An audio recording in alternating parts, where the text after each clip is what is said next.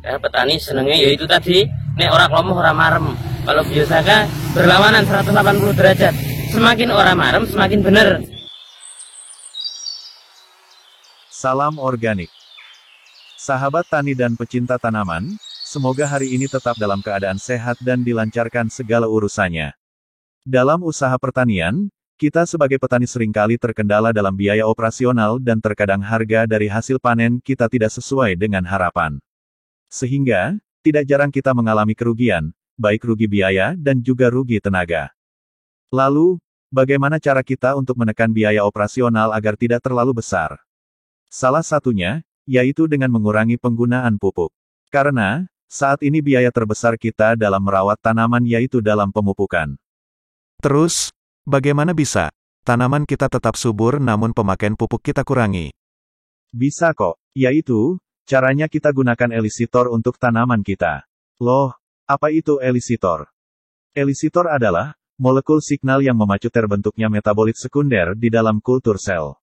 Elisitor yang berasal dari bahan hayati disebut elisitor biotik yang meliputi polisakarida, protein, glikoprotein atau fragmen-fragmen dinding sel yang berasal dari fungi, bakteri, dan tanaman.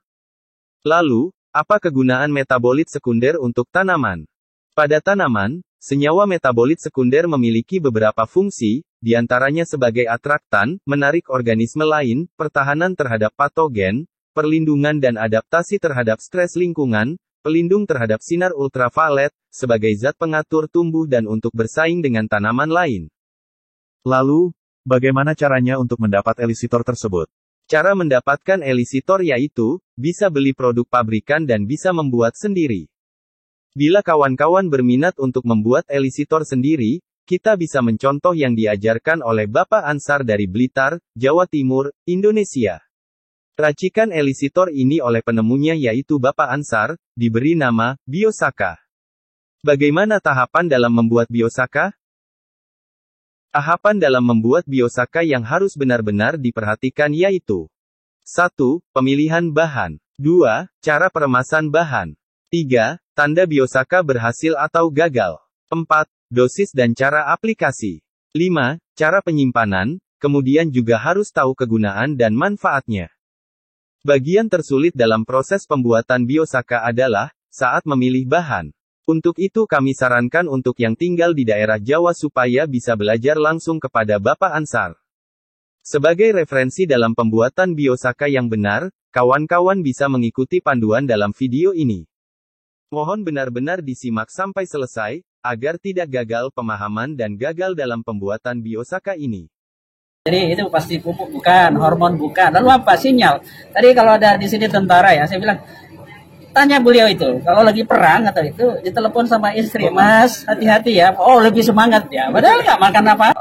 Apa itu elisitor? Elisitor adalah suatu bahan kimia yang bisa mengaktifkan yang kita sebut ekspresi gen, sehingga gen tersebut diaktifkan dan karena itu diaktifkan lalu prosesnya itu bisa membuat produk-produk yang diinginkan oleh tanaman sehingga tanaman tersebut bisa menghasilkan sel yang lebih bagus, lebih kuat sehingga dia tanamannya bisa lebih baik. Orang menggunakan mikroorganisme di akar sama juga esensinya bahwa di akar itu mikroba berinteraksi dengan tanaman lalu si mikroba itu memberi signal ke tanaman lalu tanaman menghasilkan defensif ya.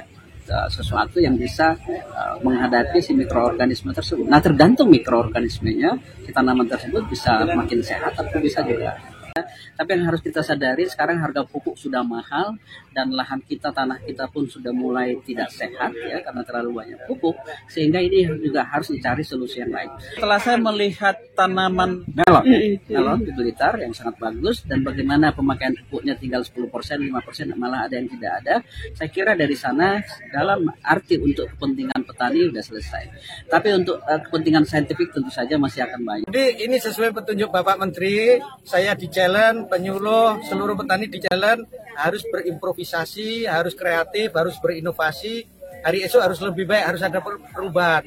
Pak Menteri nggak mau linear-linear saja dan saya senang dengan Sragen ini luar biasa, milenialnya juga bergerak dan kita memperkenalkan teknik biosaka untuk diuji coba, didemplot, diteliti di Sragen ini. Nekuk sidik mawon itu sudah tidak saya pakai. hanya itu. Terus pupus itu sempurna, daunnya tidak ngagu, tidak kuning, terus tidak ada bercak pada daun. Tapi dia terus gantian soalnya, karena kan ini terus tumbuh. Ya. Kadang ada yang siap, kadang ada yang enggak. Ini kan daunnya sudah lebar, Pak, tapi masih kaku toh. Nggak boleh itu. Nah ini belum. Besok kemungkinan bisa. Oh. Ini kan dari jauh kelihatan bagus, dari dekat kan bermasalah ya. Ini bermasalah. Nah ini ada hama nih. Oh iya. Jadi pupuknya sudah terganggu. Nah ini sudah nggak saya pakai, sudah hanya prosesnya saja yang terganggu. Sebelah situ bisa dipakai. Tapi kalau ada hama kita tinggal semua. Oh ini lagi, coba lihat ujungnya yang bisa tadi. Ini sudah jelas, aman dia Pak. Kalau ini kan masih putih. Besok akan dia menyesuaikan dengan cuaca atau tidak. Nah daun yang kedua kan ini sudah menguning Pak. Yang ini kan aman. Ini masih hijau. Nah, kalau dia nggak dimakan hama, satu batang misalnya sini siap, sini siap, sini enggak, itu bisa diambil. Tapi kalau satu batang ini ada yang dimakan hama, kita tinggal. Nggak mati Pak. Jadi pupus normal itu juga belum tentu bisa. Ternyata ada hama. Oh iya. Hamanya seperti apa? Bolong itu? Oh ini ya? Cabuk. Nah ini kalau kita pakai bahan Pak, misalnya disemprot ke cabai, dalam waktu 1 malam itu hamanya di cabai wis seperti ini. Malah kebalik kan? Malah menarik hama. Ini undang Pak. Hati-hati ya. Ini hati-hati. Semua rumput bisa dipakai, tapi dalam fase terbaiknya. Jadi bukan karena hijaunya daun saja, tapi karena memang kondisinya harus prima. Semua sama ya. Tapi ini kan tidak agak menguning, kalau dilihat gitu sudah menguning. Saya ngambil hanya ini toh. Ini memang yang paling bagus yang diambil. Terus dia tidak dimakan hama. Terus tidak ada bercak pada daun. Terus tidak ada jamur. Jamur itu kan kalau di daun ada nite. Nah itu juga bisa menularkan pemicu jamurnya, ada sporanya. Kalau dipakai bahan nanti bisa nyebar ke tanaman. Jadi memang benar-benar milih. Makanya banyak yang nanya rumput apa toh yang diambil. Semua rumput bisa. Kalau dia sudah menurun kondisinya itu sudah nggak kita ambil. Semua rumput yang kondisinya baik, bebas dari hama. Bebas dari apapun, bukan hanya hama, termasuk jamur. Oh jamur. Jadi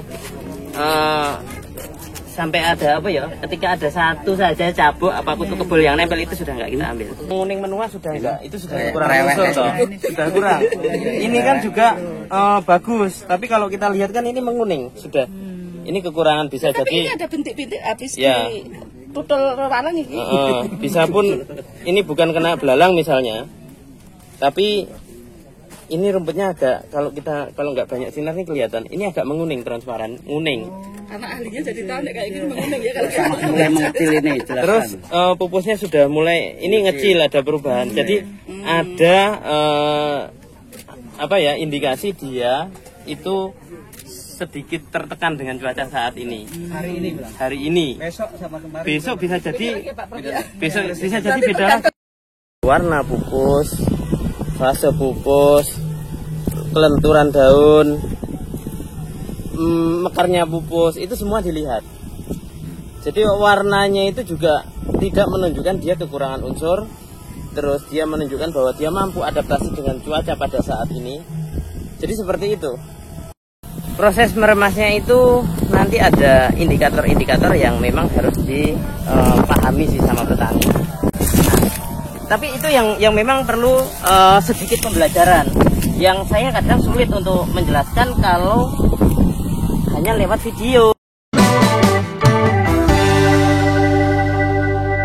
Yang ini jangan lepas. Ini begini Pak. Ini permas tapi jangan lepas. Ininya nggak hancur, batangnya masih ada di sini, nggak hancur gitu ya. Itu aja dari informasi. Terus kemudian dengan tenaga, nanti akan kelihatan ototnya, kemudian keringatnya akan keluar. Itu aja. Kalau informasi jangan ngasal ya, karena nanti bisa rusak, bisa hancur. Kalau hancur juga susah ininya, megangnya. Terus nanti berhentinya. Kalau warnanya itu kalau kita lihat sudah nggak berubah lagi. Biasanya kan pertama hijau, itu jangan terhenti. Siapa tahu masih berubah warnanya, nanti jadi coklat.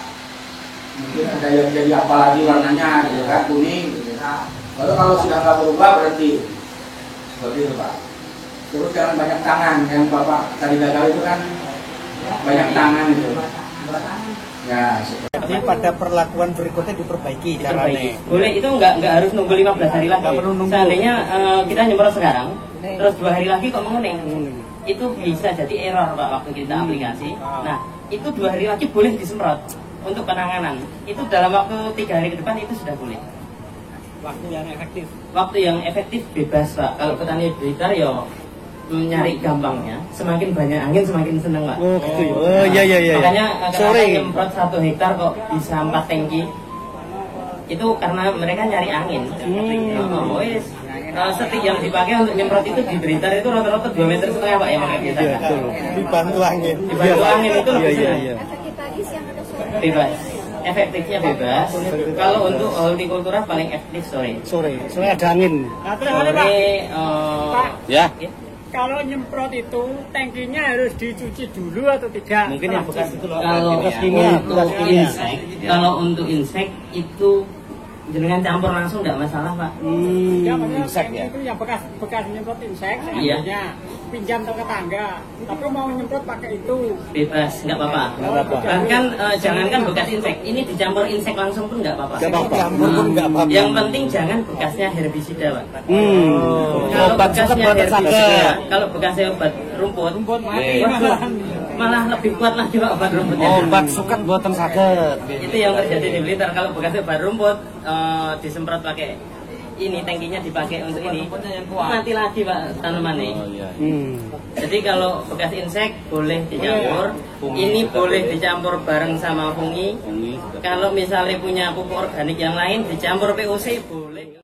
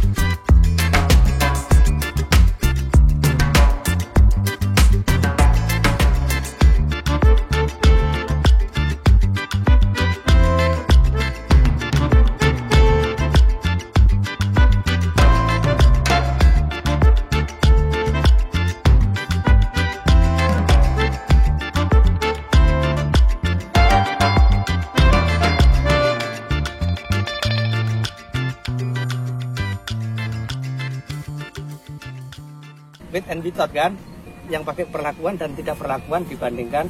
Bahkan ada satu peta yang tidak dipupuk sama sekali ya nanti ya. Ada khusus. Terus nanti ada peta-peta yang pupuknya semakin berkurang gitu ya. Ya ini Pak, ini Udah dihitung semua. Oh udah ada ahlinya. Ya udah. Dan ini untuk demplot percobaan, nanti hasilnya kayak apa. Baru kita uji. Sekarang belajar cara praktek menyemprot di lokasi dengan ramuan ini gitu ya. Semprotan dengan Biosaka. Cukup dikabut-kabut dan jaraknya agak tinggi saja. Hasilnya nanti kita lihat setiap 10-15 hari sekali perlakuan. Kalau ada yang telaten, kayak gini malah boleh di bawahnya. Langsung di bawah. Yang nggak boleh itu kayak gini. Nah, kayak gini malah nggak boleh. Boleh ngapu, jangan ngapu, Kalau lebih kalau kayak gini tadi itu rusak Pak malahan. Ya, jadi kalau kayak gini itu nggak boleh. terlalu Tapi kalau di bawah di tanahnya malah boleh. Nah, bebas kalau di bawah. Kalau di bawah bebas. Kalau di daun kayak gini, kalau kayak gini itu nggak bisa. Dia dibutuhkan lengket Pak. Ngendap di daun. settingnya ke atas kalau lagi nggak ada angin. Ya ke atas tuh gitu. Nah. Wah, berarti wong tani kayak kleru. Enggak, khusus Biosaka begini, nek lain Biosaka bebas. Ini Biosaka begini bebas. Ini wong tani ngobatin. Iya benar. Kita juga belajar Pak. Ini Biosaka Kalau bebas. kabut itu dia lengket kering Pak. Kalau air, ini ya lengket ini ya, ini nggak lari. kalau disemprot basah ngalir Pak, besok menguning. Malah menguning Ya. Nah, penanganannya itu disemprot ulang dengan dosis boleh ditambah, boleh sama, itu hanya dengan pengabutan berjalan lebih cepat. Pengabutan Jalannya lebih cepat. Gitu. Untuk penanganan lebih bagus sore jam 3 ke atas itu bagus. Jadi hanya butuh waktu 1 malam, besok sudah kembali hijau. Kembali hijau lagi, kembali normal itu. Tinggal Semakin banyak angin semakin bagus ya Mas semakin Ansar banyak ya. angin kayak ini semakin bagus. Bagus. Jadi Kabutnya semakin sip. seperti ini. Nah, jadi ada banyak ya untuk menguji ini berhasil atau tidak. Yang salah satunya disebutkan, ya, untuk yang dalam waktu cepat itu yang disebutkan Pak adalah dijentik karo jempol, ya. Dalam waktu yang beberapa hari ini nanti bisa dilihat ngendap atau tidak antara air dan pokoknya air sama peresan rumput itu tadi misah atau tidak. Terus selanjutnya nanti keluar gas atau tidak, ini nggak boleh dihindarin yang kenceng. Kalau keluar gas bisa dijadikan, dipastikan itu nggak jadi, ya. Apalagi ada endapan, itu juga harus dipastikan nggak jadi. Nah, maksudnya endapan bukan endapan yang besar. Kadang-kadang kan saringannya nanti bisa yang besar ya, terbuknya ngikut. Itu endapan itu nggak apa-apa. Yang penting ini tidak kelihatan bening ke bawah, merubah warna, itu yang paling penting. Terus itu hanya dilihat 3-5 hari sudah bisa dilihat. Kebetulan Pak, selama ini ketika kita tur saya nggak pernah gagal. Nah kemarin itu momen yang baik, justru momen yang baik, iya, momen yang baik meskipun petani yang menunggu saya membuat itu kecewa. Tapi saya pikir itu momen yang baik karena disaksikan banyak orang dan saya kan itu kita gagal dalam membuat. Dari 15 orang itu hanya 1 saja yang berhasil, termasuk saya juga gagal. Nah ini persis ya, biar bisa semua menganalogi, terus biar semua petani ketika ngirim foto, Pak ini kok nggak jadi kenapa? Jangankan biar petani nggak kecewa juga, saya sendiri membuat itu sering gagal. 10 tahun loh pengalamannya. Saya itu yang mengembangkan ini itu juga sering gagal. Gagalnya kenapa? Kadang-kadang prosesnya terhenti. Itu makanya tidak boleh digantikan, tidak boleh berhenti. Itu sebenarnya kemungkinan ya, asumsi kita itu terjadilah proses reaksi kimia. Ketika itu terhenti akan berulang dari awal. Yang setengah sama yang belum bereaksi itu akan berbeda. Terus apalagi berhenti di tengah itu juga akan berbeda. Karena mau tidak mau, enggak ngerti kita persentasenya mungkin hanya 0,00 sekian kalau itu bahan kimia. Dia akan mengeluarkan reaksi. Nah, reaksi yang terus berlanjut sampai akhir, makanya harapan kita homogen. Contoh, A plus B plus C. Ya, misalnya bahan A plus B plus C. Misalnya A bahan kimia, B bahan kimia, C bahan kimia. Itu kita reaksikan dengan harapan menjadi sebuah reaksi ABC. Ya, ABC tanpa ada yang teroksidasi. Nah, pokoknya homogen lah jadi ABC. Gara-gara reaksinya terhenti di tengah, jadinya bisa AB plus C, bisa A plus BC, atau AC plus B. Bisa seperti itu. Ini logika-logika di reaksi kimia. Kenapa kita tidak boleh terhenti? Kenapa tidak boleh ganti tangan? Ganti tangan itu perubahan suhu juga mempengaruhi. Apalagi pindah tempat, atmosfer yang ada di dalam ember itu tiba-tiba bereaksi dengan udara, itu juga berbeda. Saya indikator melihat tanaman itu beradaptasi dengan cuaca itu di pucuknya. Jadi pupus itu nanti akan kaku tidak, akan menguning tidak, akan nguncup dia, nggak mau ini, itu kita di pucuknya. Itu analisis untuk dia tahan terhadap cuaca saat itu atau tidak. Selain dari hama, jamur, dan lain-lain tadi. Ketika memang nanti sudah titen ya, titen itu petani bisa ngerti, wah dari jauh aja, tanaman itu bagus sendiri. Itu memang beda dari koloni rumput yang lain. Meskipun dia kanan kirinya subur juga, dia akan tampil beda. Yang bisa digunakan dengan membuat biosaka. Terus apakah tanaman yang diserang hama tidak bisa dipakai membuat biosaka, sebenarnya bisa dia tetap homogen, tapi resiko.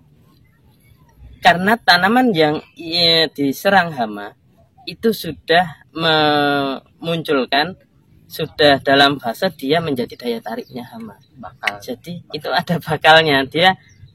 Makanya itu tadi kayak pestisida mimba misalnya. Pas dia daya tarik hamanya keluar, ya dia habis daunnya semua digulung. Itu yang terjadi. Makanya ini bisa untuk jadi pembelajaran semua petani. Kalau pestisida nabati, kalau untuk di standarnya Saka, semua tanaman bisa dijadikan pestisida nabati, tapi kapan? Nah, jadi kalau bahan baku yang sama kita bisa amati. Jangan memaksakan ketika mau membuat pestisida nabati dari mimba atau daun sirsat, ternyata daun sirsatnya diserang hama. Jangan dipaksakan untuk dibuat. Kecuali memang benar-benar waktu itu bersih, tidak ada ini sembarang macam, boleh. Oke. Biosaka sesuatu yang mudah, tapi juga tidak mudah gitu loh. Mudahnya bahannya tersedia kapanpun, tidak mudahnya itu dalam prosesnya. Makanya saya itu tidak pernah berani membuat konten YouTube karena ini harus skala pembuktian. Skala pembuktian pertama, kenapa harus dibuktikan? Kita merubah apa yang sudah dilakukan kebanyakan petani. Ya, petani senengnya yaitu tadi nek ora klomoh ora marem. Kalau biosaka berlawanan 180 derajat. Semakin orang marem semakin benar. Nah, itu kan bahasa-bahasa yang nantinya merusak apa yang sudah di mindsetnya petani. Lah kok iso toh gitu loh. Nah terus untuk petani boleh coba-coba, saya bisa menganalisa, boleh kirim foto ke saya. Dari foto itu sudah bisa dilihat, Pak Ansar kok lewat foto bisa tahu ini nggak homogen, bisa tahu ini jadi nggak jadi, terlihat mana yang homogen, mana yang tidak. Jadi jangan komplain, mohon maaf kalau nggak jadi ya saya bilang nggak jadi. Termasuk saya sendiri ketika membuat nggak jadi ya saya buang. Itu saya